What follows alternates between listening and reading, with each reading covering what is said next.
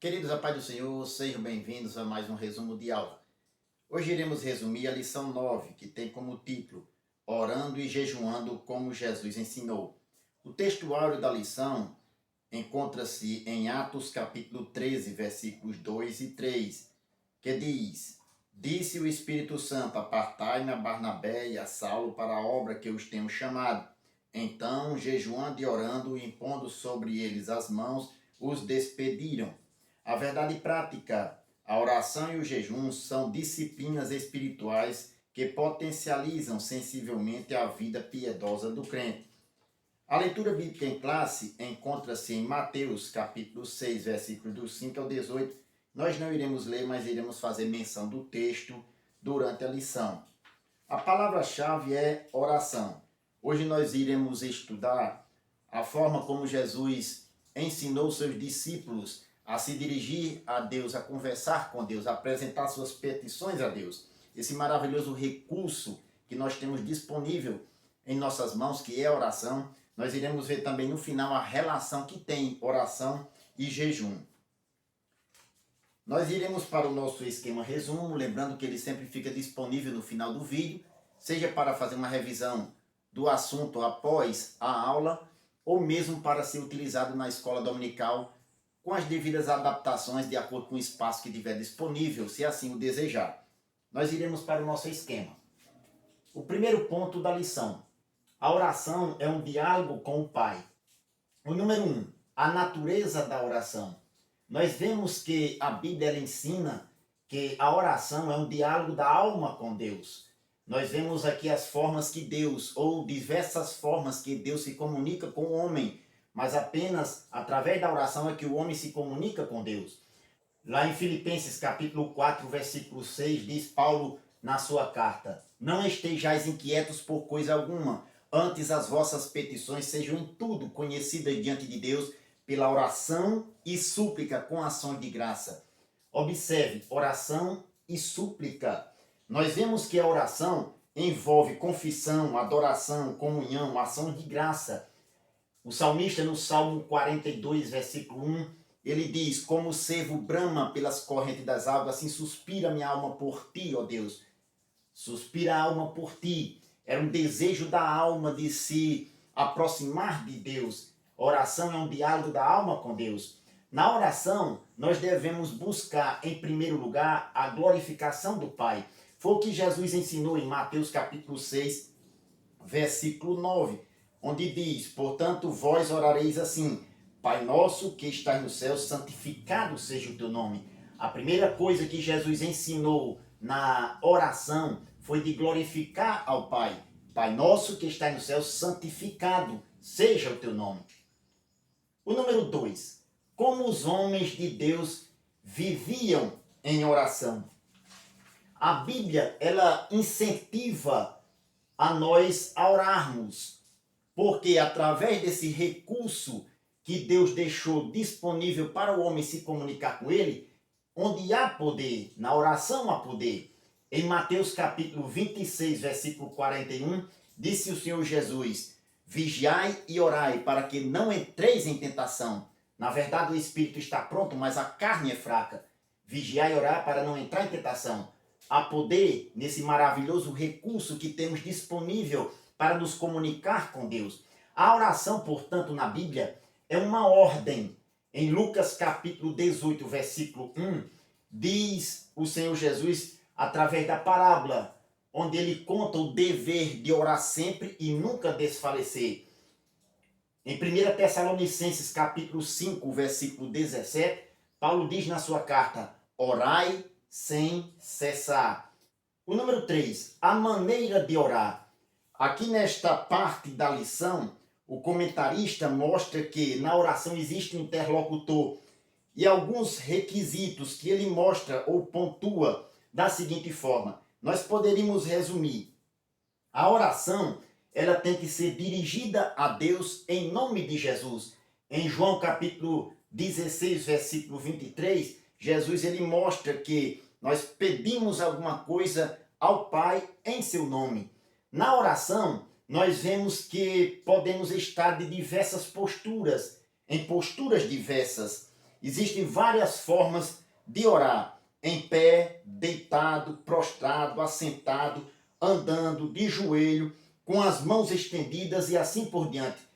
Posturas diversas. Na oração, nós temos que ter um hábito, um horário regular. O salmista, no Salmo 55, versículo 17, ele diz: de tarde, de manhã e ao meio-dia orarei e clamarei, e ele ouvirá a minha voz. Hábito regular. A oração também nós devemos orar ou ter um lugar de oração. Em Mateus capítulo 6, versículo 6, que está na leitura bíblica, Jesus mostra o aposento, um local secreto onde podemos orar. Em 1 Timóteo capítulo 2, versículo 8, Paulo diz: quero, pois, que os homens orem em todo lugar, levantando as mãos santas, sem ira nem contenda. Lugar secreto e em todo lugar. O lugar de oração. A oração também envolve sinceridade e decência por parte de quem busca a Deus através desse recurso. E também a oração tem que ser movida por um coração transformado pelo Senhor através de sua palavra. Aqui são as maneiras que nós devemos nos dirigir em oração a Deus Pai. O segundo ponto, a oração que Jesus ensinou. O número 1, Jesus não condenou a oração em público. Pelo contrário, o que Jesus condenou foi o espírito de exibição, como era o caso dos hipócritas, em Mateus capítulo 6, versículo 5. Os religiosos de sua época, ele disse: e quando orares, não sejais como os hipócritas. O que Jesus ele condenou foi o espírito de exibição, querendo aparecer publicamente para ser glorificado pelos homens. Mas ele não condenou a oração em público em si. O cristão, por exemplo, ele deve, através das instruções de Cristo, buscar glória para Deus e não buscar glória para si próprio. O cristão deve se dirigir a Deus com um espírito humilde, uma atitude de humildade. Em Filipenses capítulo 2, versículo 3, Paulo diz na sua carta: nada façais por contenda ou por vanglória, mas por humildade. O cristão não busca glória para si, busca glória para Deus. E a atitude dele para com Deus, através da oração, é uma atitude de humildade. O número 2, Jesus quer que sejamos discretos. Em Mateus capítulo 6, versículos 5 e 6, Jesus enfatiza a atitude de orar e não meramente o lugar em si. A ênfase ou o sentido, a ênfase na atitude de orar e o sentido em uma atitude de humildade e sinceridade do discípulo que tem coração transformado pelo Senhor. Observe em Mateus capítulo 6, versículo 6, que está na leitura bíblica em classe, onde diz: mas tu, quando orares, entra no teu aposento e, fechando a tua porta, ora a teu Pai, que vê o que está em oculto.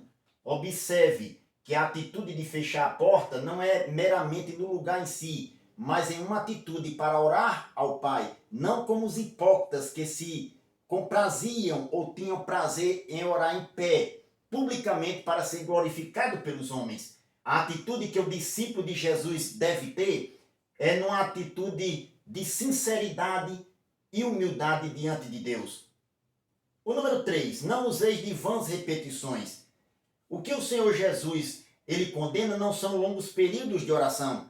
Nós encontramos na Bíblia textos onde os homens de Deus também usavam longos períodos de oração para se aproximar e falar com Deus. O que Jesus condena são atitudes vãs, de pessoas que querem se exibir, como era o caso dos religiosos de sua época. Uma atitude de alguém achar que quanto mais fizer barulho, Deus ouvirá. Era o caso dos profetas de Baal, que clamavam a Baal. Observe, eles não se dirigiam a Deus, eles clamavam a outros deuses e eles se retalhavam, faziam marcas no seu corpo, pulavam em cima dos altares. Isso tudo para mostrar ou se exibir. Essas atitudes são vãs e condenáveis nas Escrituras Sagradas. O que Jesus condena são isso. mas os períodos de oração que temos diante de Deus, nós devemos ficar à vontade. Jesus não condena longos períodos. O que ele condena são atitudes vãs de pessoas que se dirigem a outros deuses ou se dirigem a Deus em oração para a exibição própria. O que nós devemos buscar é glorificar a Deus. As orações que os discípulos devem fazer, os discípulos de Jesus, podemos até repetir certas palavras na oração, contanto que não seja como mecanicismo, as palavras mecânicas. Observe em Romanos capítulo 8, versículo 26, o que Paulo diz na sua carta. E da mesma maneira também o Espírito ajuda as nossas fraquezas, porque não sabemos como havemos de pedir como convém, mas o mesmo Espírito intercede por nós com gemidos inexprimíveis. Observe, nós às vezes não temos palavras para dirigir-se a Deus em oração. Até usamos palavras repetidas, mas o Espírito Santo, que conhece o nosso coração, que habita em nós, ele é quem intercede por nós diante de Deus com gemidos inexprimíveis, até mesmo palavras que não expressamos, mas queremos dirigir-se a Deus, mesmo que seja repetida, mas com coração sincero, ele nos ouve. Bendito seja o nome do Senhor. O ponto 3, oração e jejum. O número 1, oração e jejum, uma combinação perfeita. Nós vemos que esses recursos que temos disponíveis para nos aproximar de Deus, oração e jejum, são bem combinados na Bíblia. Em Atos capítulo 13, versículo 2 e 3, diz que os discípulos em Antioquia, servindo eles ao Senhor e jejuando, disse o Espírito Santo, apartai-me a Barnabé e a Saulo para a obra que os tenho chamado. Verso 3, e jejuando e orando, impondo sobre ele as mãos, os despediram. Observe que eles estavam numa campanha de oração e de jejum, quando o Espírito Santo falou para apartar Barnabé e a Saulo. A oração e jejum envolve dessa forma disciplina, autonegação e humilhação. O número 2, aspecto bíblico sobre o jejum. Como oração envolve também o jejum, e o jejum é uma prática de oração sem palavras, já disse alguém, o jejum envolve 3 eventos importantes. Primeiro, humilhar-se. Nós vemos aqui que a atitude de humilhação envolve a tristeza pelo pecado. Se humilhar diante de Deus é uma atitude de reverência para pedir perdão. Segundo, lamentação em virtude de um mal sofrido.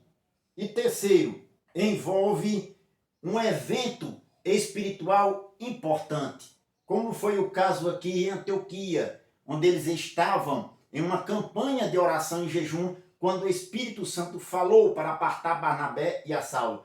Um evento espiritual importante.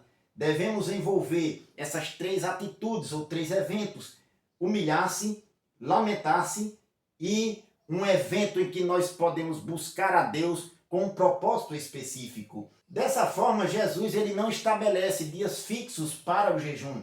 Ele próprio jejuou 40 dias e 40 noites. Observe em Mateus capítulo 4, versículo 2, diz o texto, e tendo jejuado 40 dias e 40 noites, depois teve fome.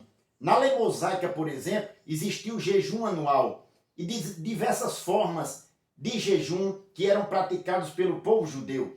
Observe também que os judeus, na época de Jesus, eles jejuavam 2 vezes na semana. A prática deles, na época de Jesus, era jejuar 2 vezes na semana. Jesus ele não estabelece dias fixos. O que ele ensina aos seus discípulos, que está na leitura bíblica em classe, que nós vamos ver, que é a prática do jejum. O número 3, o ensino de Jesus sobre o jejum. No Sermão do Monte, o Senhor Jesus ele ensina que a prática do jejum deve ser livre, voluntária e espontânea. Isso envolve uma atitude do discípulo de humildade e discrição. Em Mateus capítulo 6, versículo 16 ao 18, que está inclusive na leitura bíblica em classe, ele diz, e quando jejuares, não vos mostreis contristados. Não devemos nos mostrar, aparecer, ser discreto e uma atitude humilde. Observe também o que diz o verso 17. Tu, porém, quando jejuares, unge a cabeça e lava o rosto, para não pareceres aos homens que jejuam. Nós não devemos aparecer, temos que ser discretos e ter uma atitude de humildade, como comentamos anteriormente. A atitude nossa diante de Deus deve ser com o coração transformado, humilde diante do Senhor. Bendito seja o nome de Jesus. Queridos, como cristãos, nós devemos botar em prática os ensinamentos de Jesus, em especial o que diz respeito à prática da oração. Jesus mesmo nos deu o maior exemplo de uma pessoa que se aproximava de Deus, tinha comunhão com Deus e orava constantemente. Devemos colocar também a prática do jejum como hábito em nossa vida, diante de Deus com atitude de humildade e discrição, não para aparecer aos homens, mas buscando a Deus com atitude sincera.